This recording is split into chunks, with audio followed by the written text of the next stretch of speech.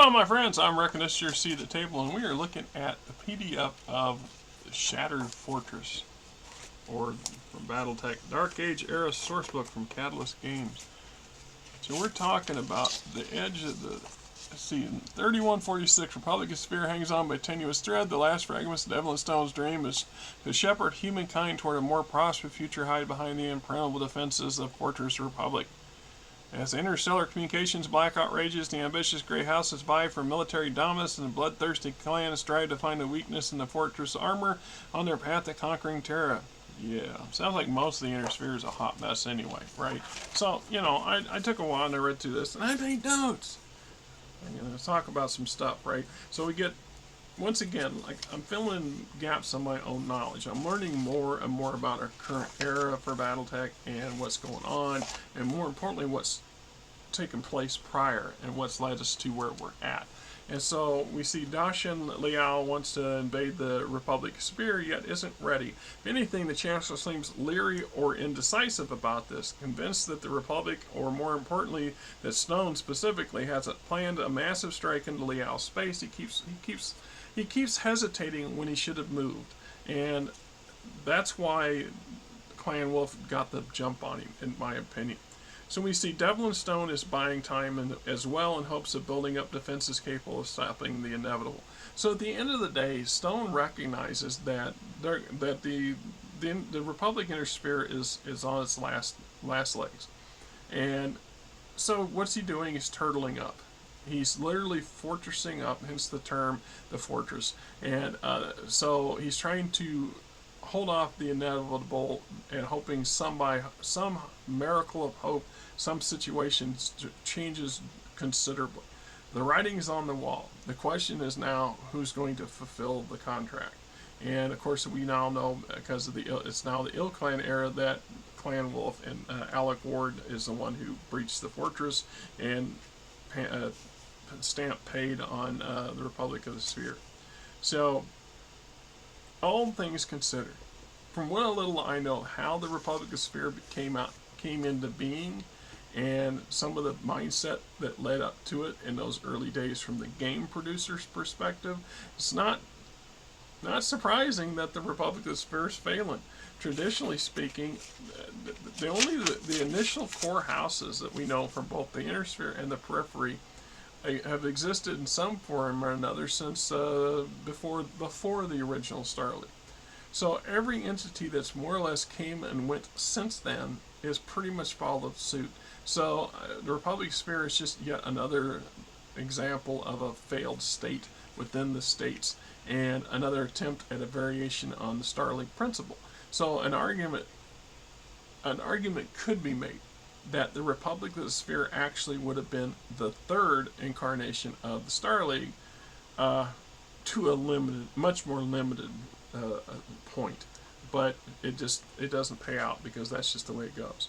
So when we look at the Free Worlds League is begging to pull its various membership back together, willingly or not, despite the foes both within and without. So through the entire history of the Inner Sphere, the Free Worlds League, of all the 5 major houses, well 6 if you counted the various members of the hegemony that's been, or the sphere or whatever, but anyway, so of the core houses, the Free Worlds League has been the one the most likely to fail throughout existence, just disintegrate from within because of the constant conflict and backbiting internal struggles that make up the hot mess that is the Free Worlds League that we all love and hate. And most likely house to be squashed like a bug and burned at a post and buried upside down in a damn hole somewhere on an airless moon would be House Liao. I mean, that's kind of the way it's of the 5 major houses. It's always been assumed that Liao would be crushed completely at some point, although that's not going to happen because that doesn't make good copy. And the Free Worlds League was going to fall apart. That's always on the verge of falling apart. So the fact that they've literally fallen apart on such a massive scale is impressive nonetheless. I mean, there's a map in here that really, really hit home just how much both the Laren Alliance or the Commonwealth and the Free Worlds League have been tore apart, and there's so many systems that are left in basically in limbo. What's in here? It was in somewhere. Just maybe it's in something else I saw. But I thought I saw it. I see so many BattleTech maps these days, and I see them in my sleep sometimes. I swear. You know, I mean, it just kind of goes with it. Maybe it wasn't in here. Okay. Well, anyway. The fact is, so much of the space that both those houses are unclaimed or in dispute right now is crazy. I mean, really crazy. So the largest of the realms remaining to the success, aside from the scores of single systems or small would-be minor houses, is the Duchy of Andrian. The Humphreys have long been a thorn in both the foot and the back of the the Free Worlds League as a whole, and then the Captain General specifically. Frankly, I doubt this will ever change anytime soon. Truth is, good riddance, I say. Let the Andrian fend for itself. Sooner or later, the Humphreys are going to be decimated, murdered, assassinated, or will cross House Leal, end up a Confederation client state more than it is already. That in and of itself, though, that has been one of the key driving forces for the other elements of the Free Worlds League to keep the Duchy of Andrian out of the hands of Leal, because they really, House Leal is dangerous enough as it is. If you add them with additional resources and manpower, then you're upping the ante, and that's always been a bad thing. Even the most densest Captain Generals understood that. So at some point, the Humphreys are going to fall on hard times or bad times. They're going to come in a desperate situation, and they're going to go crying back on their knees to the Free Worlds League and the Captain General, or the Captain General will come riding to their rescue, or they're going to be utterly decimated by somebody. More likely not from House Leal, because that's the sort of treacherous crap the Compellents are capable of doing. And then, of course, then there's always the inevitable possibility of reabsorption by the Free Worlds League, with them going back and grabbing them by the scruff of the neck and dragging them back into the league, because once you're a member of the league, you're free to join. That's a cliche these days too. You're free to join the league. You're not free to leave. You think you are? You better start building up them mech battalions. You're going to need them, right? So I personally believe that the regular fights will have already been welcomed back by this point, and that we will see the Free Worlds League continually re-establish themselves. And truth is, I look for the Lyran Commonwealth to do the same, and for different reasons. In part because with the removal of the ilClan, or the removal of Clan Wolf's warrior case to Earth, and the decimation of the Jade Falcons at the Battle of Terra, that now for the first time in 50 years or 100 years, you don't have a dominant clan problem. Both the Free Worlds League and the Lyran Commonwealth suffered from the fact that they had major aggressive clans embedded within them, and had their own goals and purpose. Right? It's like Razahog. If the Ghost Bears weren't normally inclined to be extremely aggressively territorial, which they could be, like some of their other fellow clans, they found a niche for themselves. They melded in with the Razahog, and it wasn't until the damn Alec Ward started this bullshit that started causing problems.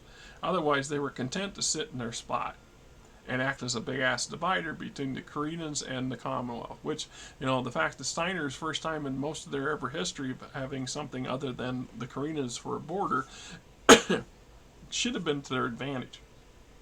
Just saying, right? So it is what it is. Now we got, so the March Lords are doing their own thing. House Davion and the Combine are both having similar problems.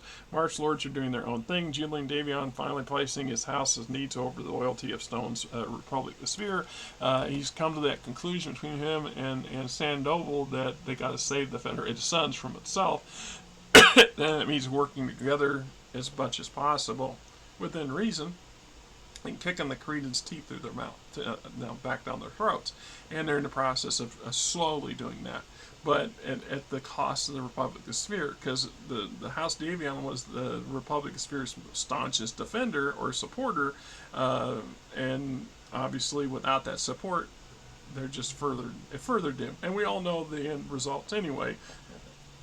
It's kind of speculation and hindsight about it. at this point.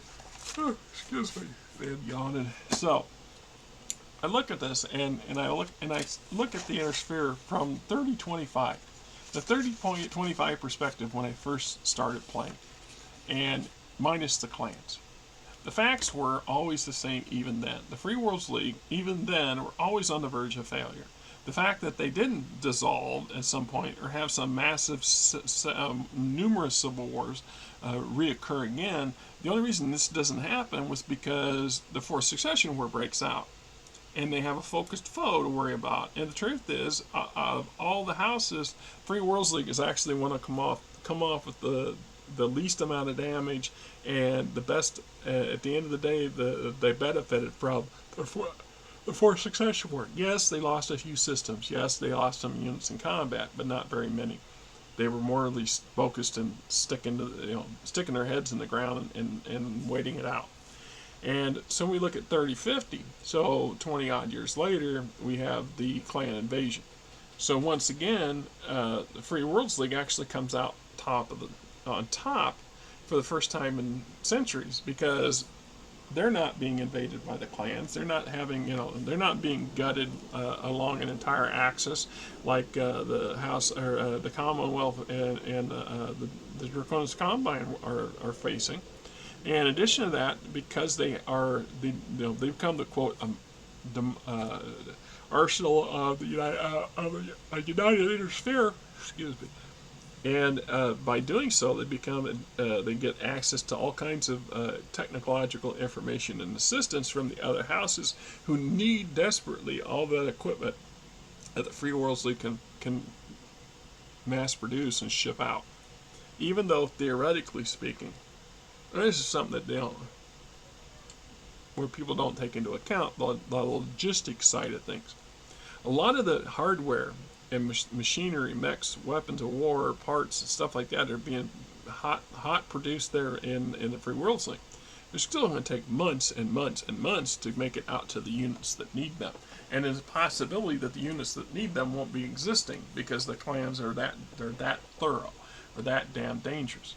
So this was the long game, the long plan for the Inner Sphere. This is something the clans miserably failed to understand and to cope with, was how nobody fights for a minute except the clans. The clans think they're going to have it. The whole idea is to have a challenge, have a glorious combat, and then call it win.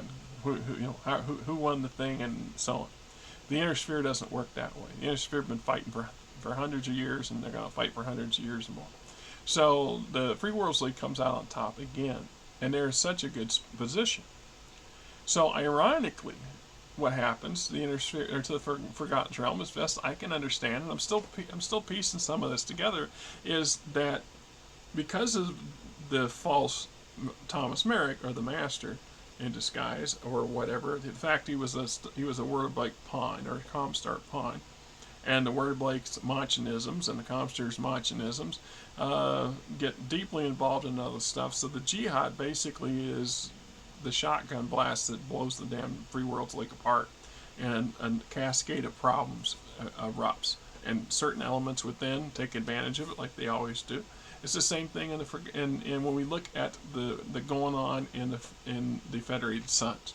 So the Federated Suns has 4 March Lords now, and 3 of them are in desperate conflict. The 4th, being the Periphery March Lord, is actually doing the best of all of them and is able to support the others. If it wasn't for the Periphery March, the Draconis March and the Compelling March might have been hosed. I mean, they really desperately needed the resources and machinery, parts, and crap that are being produced out there safely far enough away. The March Lords, on the other hand, you have the Sandoval, the Duke of Robertson, hell bent on taking a war to the Koreans and punishing them forever, because that's the traditional foe of the Draconis March, and the whole point of the Draconis March is to deal with the House Kurita and be the first line of defense for the rest of the Federated Sons. And they feel like they're being shortchanged by their first prince, and who's off gallivanting around and doing other stuff, or his predecessor who was a nut and an idiot. And meanwhile, you have the Duke of New Citrus going off on his own damn crusade against the Turians over turf, ends up getting captured and hits one unit destroyed, another one badly beat up and then captured, and then he has to be ransomed, and it turns into a whole hot mess there. I mean, and then I don't know as much about what's going on in House Creta, but it sounds like to me similar situations going on in there. So the whole inner sphere is in flux, is in transition. And to watch and see the destruction of the Republic, the sphere, I have no mixed opinions at all. I think it's a great thing because, frankly, I never liked how it came out of nowhere in the first place. And I don't like how it appeared to be completely rewriting how the game was going to be played at the time. And that was probably within that top 10 reasons why I tuned out. I just became very disillusioned. But in fairness, only people like Bill Randus and the guys that go back to FASA understood that what the plan had been. Had FASA remained in control, had FASA continued to produce the storyline, where things would have gone. So when FASA bellies up, FanPro and WizKid step in and start each doing their own thing and kind of playing with each other and kind of not. A whole lot of stuff changed. We're lucky that the entire narrative, that the entire thing hadn't been completely dropped and rewritten, because we've seen that. All you got to do is go look at Star Wars and see everything now considered to be, quote, legends. We see that here too, because Catalyst is actually, in a couple of these books had to have the nerve to go the Legends series up here, and I'm sure they had reasons for doing it, and I don't know what the reasons is, but whatever. So, Jesus, there's so much going on in here, and we are still at a flux. So another thing that comes to mind where this comes out of this. So the ilClan era is just getting ramped up, and if you follow the proposed kind of hint and nodded and winked at progression, supposedly the ilClan is going to conquer the majority of the inner sphere. They're going to do it politically speaking. They're going to do it through diplomacy, people just basically taking bending a knee. And when we look at certain personality types, I could fully see a number of them doing so. On the other hand, I can see a couple characters, though, that most people would assume that's exactly what they will do, because their characters appear to be weak, are going to take an exception to this and fight and force conflict. So let's look at that for a minute. The inner sphere has done a damn good job of bleeding itself senseless. You could call it the sixth succession war if you really wanted to go down that route. I don't know that they actually had a name for this, the Fortress War or whatever. And the fact is, I'll start to lose my train of thought. Most of the houses, militarily speaking, are in bad shape. They beat each other up so bad that if while they're still in the process of trying to achieve their goals and to deal with the conflict they're dealing with, the ilClan has got access to the arsenal of Terra, basically, and they're mass producing as many replacements as they can, and within a generation, they're going to be spilling out of Terra to start taking turf. And you're not likely to see any of the great houses combine together to form a coalition, because them bridges were burned and bombed to bejesus for a while, and most people are so they're both focused on self-preservation and trying to rebuild their lost empires. They're not going to be able to they're not even going to be able to consider working together on a large scale. Two is just look at them. The Free World League's a shattered mess. 3/4 of it's not even affiliated with anybody. The freaking Commonwealth, the Lyran Commonwealth, same way. A big chunk of it is being contested within internal divisions all over the place, not to mention the fact a large portion of its former systems are open to whomever, or have formed into tiny little petty blocks that will require time and resources and manpower to reabsorb into the greater whole. Meanwhile, the only one really standing strong at the moment is House Liao of the Compelling Confederation, because they've been building up for this big, huge push to take Terra in the first place and get beaten to the punch by the wolves. Now, what do? Now they also had a pretty brief but vicious border fight with the Federated Suns, and there was an understanding, a temporary truce has come up there. And the Compellans don't appear to be wanting to go in and mess with the, aside from how their erstwhile ally, the Humphreys and the Duchy of Andria. The Compellans have not launched any overt attacks against the Free Worlds League. It's not to their advantageous, or it's not to their benefit to do so. Right. So anyway, it is what it is. This was a good book. I enjoy reading it, and I expect probably before the year is out, I will go back and reread it, because it has a lot of the novels and stuff that are coming out now have their foundations built on what's in here, and that's really important stuff for me to pick up anew. Frankly, I am not going to shed one tear that the Republic of Sphere is defunct, and goodbye and good luck, Stone, and all your whatever, right? Just my opinion. Anyway, you guys have a great weekend, right?